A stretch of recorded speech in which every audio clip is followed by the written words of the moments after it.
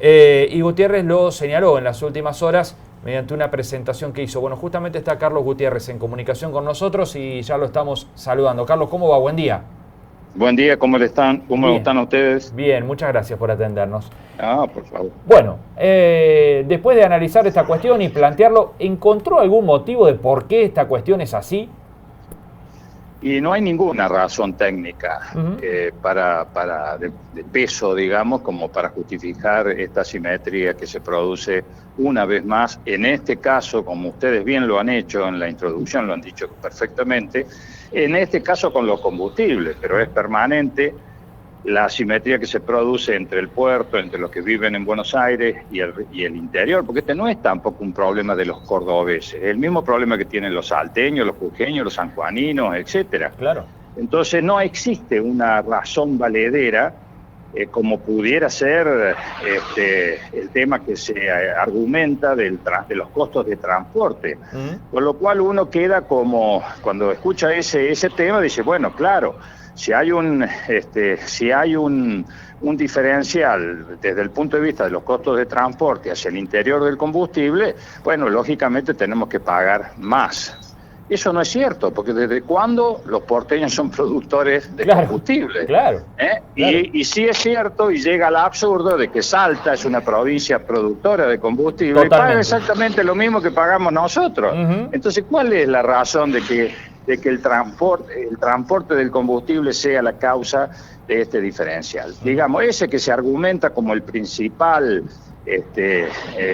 disuasor, digamos, de cualquier contraargumento, se cae a pedazos apenas uno lo analiza. Y todos los demás son componentes que están dentro del precio del combustible, llámese impuestos nacionales, etcétera. Claro. Así que no hay ninguna razón valedera, como no sea la que nosotros creemos que se da en esto desde hace mucho tiempo en el caso del combustible, que es de que en Buenos Aires, en la ciudad autónoma de Buenos Aires y en el área metropolitana se concentra, como todos sabemos, la mayor masividad poblacional de Argentina, y eso le sirve a las petroleras como vidriera y como una estrategia de paso comercial para decir que el precio del combustible, por ejemplo, de la nafta super en Argentina es de 47 pesos. Cuando nosotros sabemos que acá vamos al surtidor, la pagamos 52.90. Claro. O 52.92. Sí. Más de un 10,5% de diferencia, ¿no? Bueno, pensemos en los millones de litros, pensemos en nuestros productores agropecuarios, pensemos en el viajante, pensemos en todos aquellos que utilizan el vehículo como un medio de transporte. ¿Y cuál es la razón por la que nosotros tenemos que estar subsidiando desde el interior semejante cosa sin ninguna razón? Y además, porque como ustedes bien lo decían, hay un jugador que es, en un mercado oligopólico como el del combustible, en la oferta, hay un jugador que es el que fija precios, y que es la Secretaría de Energía, el ente regulador que tiene que ponerle coto a esa situación de jugador dominante, digamos, de posición dominante hay leyes para esto, no hace falta andar inventando absolutamente nada. Claro. Lo que falta es la voluntad política de que este país alguna vez empiece a ser federal en serio, ¿no? Claro. Y esto no es una cuestión de un día ni dos. Ustedes también lo decían con razón.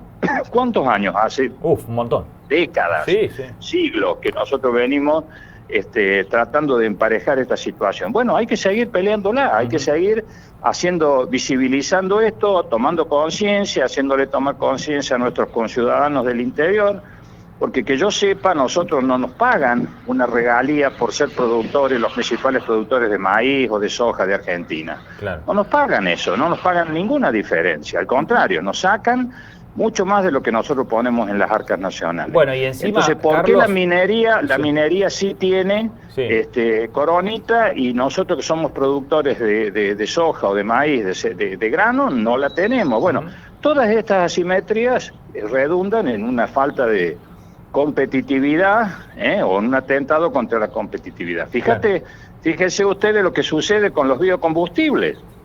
Nosotros somos la provincia de mayor cantidad de inversiones millonarias en dólares, y la principal productora de bioetanol con origen en el maíz, Y sin embargo, por una política donde interfieren indudablemente los intereses de la petrolera, no solamente no se levanta el corte, para que con lo cual solamente con eso podríamos abaratar el costo de los combustibles en ese 10% que estamos pagando de más nosotros, sino que no se tiene una política impositiva, toda una ingeniería a los efectos de abaratar los costos mediante esta producción que nosotros sí la tenemos. Bueno, en fin, son todos aspectos que hacen a lo mismo. Pero hoy estamos concentrados en este tema del combustible y es por eso que hemos presentado este proyecto. Está muy bien.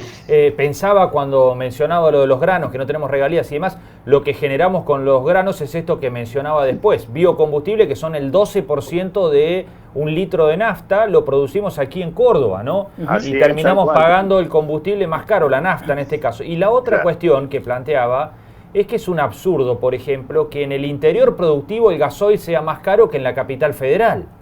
Bueno, estas son las cosas, porque además cuando se dice de que se ha bajado el nivel de importación de combustible, cosa que yo celebro, porque eso realmente tenía un destino, como ya supimos que lo teníamos, de cero inversión, y además porque el hueco fiscal que eso genera en la balanza comercial es realmente insostenible. Pero si hoy se importa todavía un 20% de combustible, ese combustible no se transporta por camiones, se transporta por poliductos, por productos, por lo tanto tampoco ese es un argumento. Pero bueno, estas cosas, vuelvo a decir, son parte del trabajo, de la pelea que nosotros tenemos que dar por las vías institucionales, políticas, etcétera, donde todos los que habitamos el interior, vuelvo a decir, este no es un problema de Córdoba, es un problema de todo el interior del país, donde tenemos que todos, periodistas, políticos, dirigentes del agro, todo aquel que pueda aportar su opinión, y su granito de arena tiene que hacerlo, porque esta es la manera en que vamos a conseguir dar vuelta y construir un país federal en Argentina. Carlos, Fernanda lo saluda. Buen día. Me hacía acordar recordaba yo las palabras del presidente electo de gobernabilidad, de gobernar él con gobernadores, de federalismo. ¿Qué posibilidades tenemos de que esto mejore, de que haya una escucha activa de la situación?